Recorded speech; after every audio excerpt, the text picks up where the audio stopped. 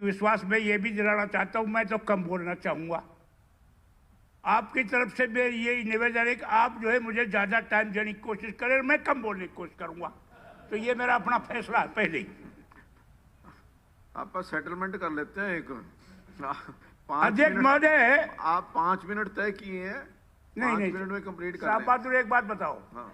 अगर मुझे साल गेले साल वाइज अगर 1 मिनट जाए तो मैं चौथी बार जो यहाँ अब जनता की सेवा का ये नतीजा मैं यहाँ आया हूँ, इसलिए कम से कम 1 मिनट तो मुझे कम से कम 2-2 मिनट तो साल वाइज दो। अब मुझे 4 साल।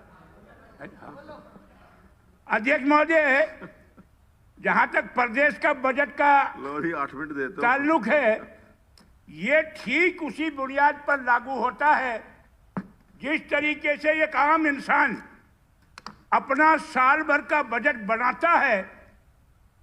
जब उसकी फसल तैयार होती है और उसके बाद उसके पैसे का आदान प्रदान हो जाता है, वो साल भर का बजट अपना लेकर वो चलता है कि मुझे क्या क्या काम जो है वो एक साल में करने। इसी तरीके से प्रदेश का जो बजट है, इसमें भी यह सरकार की तरफ से दर्शाया जाता है कि हमने क्या क्या काम 20-21 में किया और क्या क्या काम हमने 21-22 में करना है। तो अध्यक्ष महोदय, बड़े अफसोस की बात है, इसमें पिछला जो कार्यकाल हमारा 1 साल का रहा, उसमें तो सरकार ने, उसमें तो माननीय मुख्यमंत्री ने, मंत्री महोदय ने जो हमारे वित्त मंत्री के रूप में काम करे, उन्होंने ये दर्शाया ही नहीं। आगे का जहाँ तक संबंध है, और ये कहकर उन्होंने ये लिखकर ये दे दिया कि आगे हमें ये करना है, आगे हमें योजना बनानी है, आगे हमें ये योजना बनानी है। इसलिए मैं इस बजट के बारे में सबसे पहले तो मैं अपनी तरफ से ये कहता हूँ कि ये अध्यक्ष महोदय बिल्कुल दिशाहीन है। न इसमें व्यापारी को कोई फायदा दिया है, साबित होता राहत दी है, न किसानों को कोई राहत दी है, न कर्मचारियों को इसमें कोई राहत दी है, और न एक आम मजदूर को इसमें कोई राहत दी है। इसमें सिर्फ अगर दर्शाया गया है तो ये दर्शाया गया है कि इतना बजट हम प्रस्तावित कर रहे हैं, और उसका भी हवाला दिया है कि इस वक्त हरियाणा प्रदेश 2 लाख समथिंग करोड़ कर्जे का ऊपर भार है। तो मैं माननीय मंत्री जी से, आपके द्वारा मुख्यमंत्री से ये पूछना चाहता हूं कि पिछले साल में 20-21 में क्या क्या कार्य किए, इंप्लीमेंट हुए, और आगे क्या क्या करने वो इसमें दर्शाया जरूर है।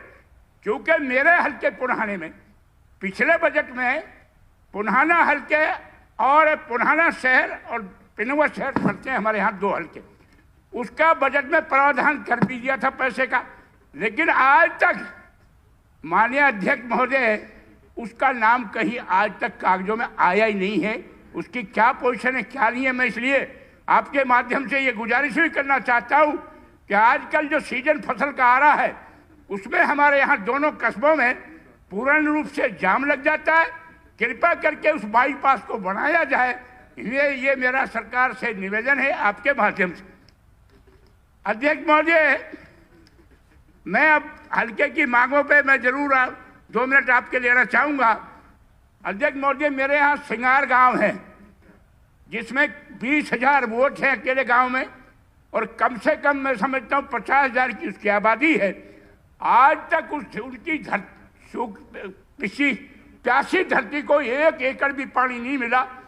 पिछली दफा करीब 2-3 साल पहले एक वहाँ पंप हाउस बना था, नई की सरहद से वहाँ लाता है मड़िया की ड्रेन होते हुए।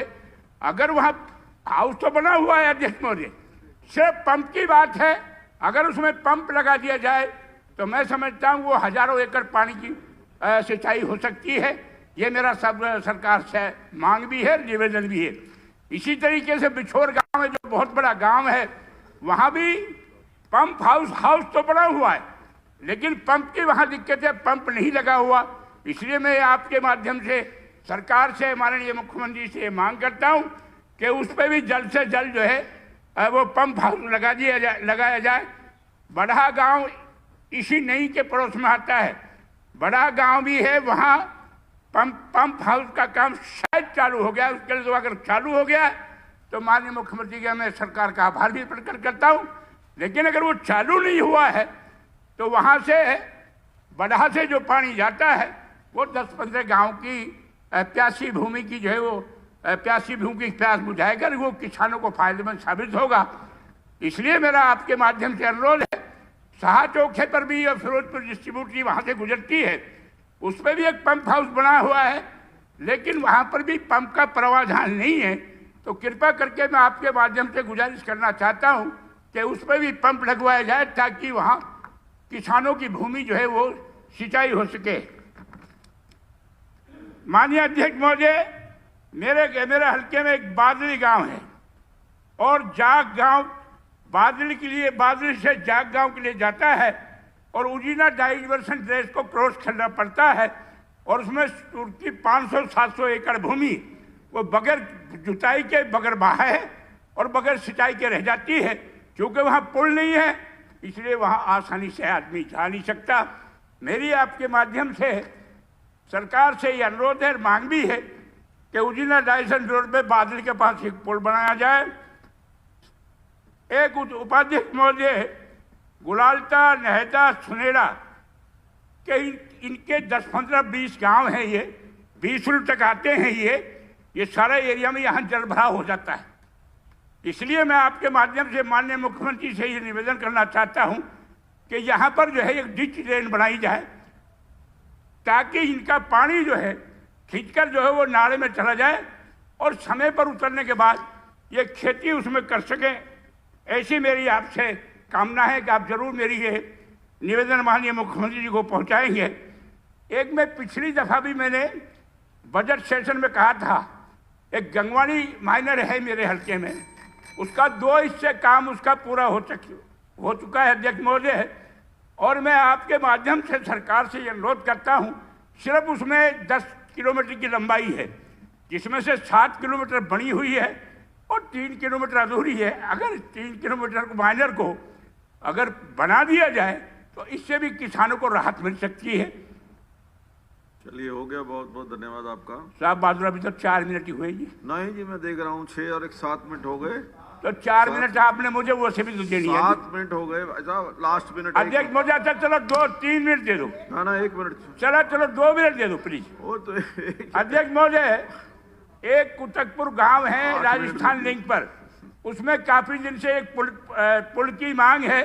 कृपा करके मैं सरकार से अनुरोध करता हूं कि उस पुल को बनाया जाए। और एक अध्यक्ष महोदय, पिछली दफा सारे हाउस ने हमने सब ने मिलकर महिला दिवस मनाया था। मेरे पिरंगुआ के अंदर एक हायर सेकेंडरी स्कूल है लड़कियों का, साहब बहादुर, उसको 2 साल डिमोलिश हो गए। और मैंने पिछले बजट में भी रिक्वेस्ट की थी कि उनको जो डिमोलिश किया हुआ स्कूल है उसको दोबारा से बना दिया जाए ताकि हमारी बच्चियां जो है वो तालीम से महरूम ना रहे। ये मेरी आपसे निवेदन है। एक साहब बोल रहे, हमारे यहाँ फूसटा बिक्की गांव है मेरे हल्के में और हिंगलपुर गांव है, यहाँ काफ़ी दिन से पंप हाउस की मांग जो है वो लंबित पड़ी हुई है। इसलिए कृपा करके आपके माध्यम से मैं सरकार का कान खोलना चाहता हूँ कि इन पंप हाउस को बना जाए ताकि इन जमींदारों की फसल उसमें बोई जा सके। एक माननीय हमारे खेल मंत्री यहाँ मौजूद है, हल्के पुनहाने के अंदर हमारे यहाँ कोई खेल का स्टेडियम नहीं है अध्यक्ष महोदय। बहुत धन्यवाद अध्यक्ष महोदय, एक भी पूरे हल्के में खेल का स्टेडियम नहीं है। इसलिए मैं मंत्री जी भी यहाँ बैठे हैं और मैं सरकार से भी कहना चाहता हूँ कि कृपा करके एक हमें खेल का स्टेडियम दिया जाए। धन्यवाद। क्योंकि हो गया वो